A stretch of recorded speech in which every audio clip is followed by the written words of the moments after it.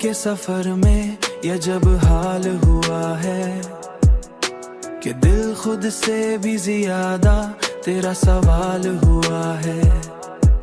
तेरी बातों की वो मिठास कहाँ खो सी गई कि अब हर लफ्ज में जैसे कोई सवाल गई, कि अब हर लफ्ज में जैसे कोई सवाल हुआ है।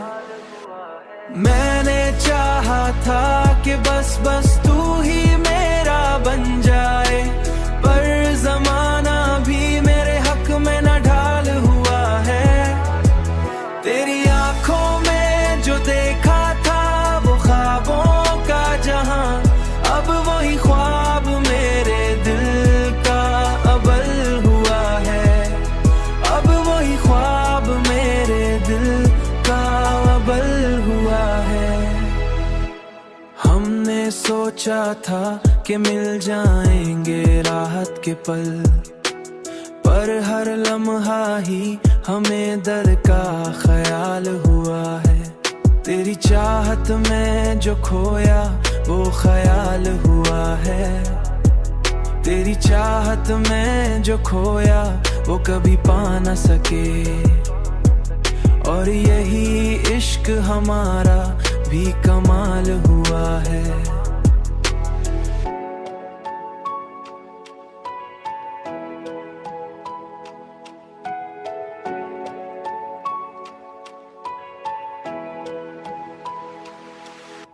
मैंने चाहा था कि बस तू ही मेरा बन जाए, पर जमाना भी मेरे हक में न ढाल हुआ है।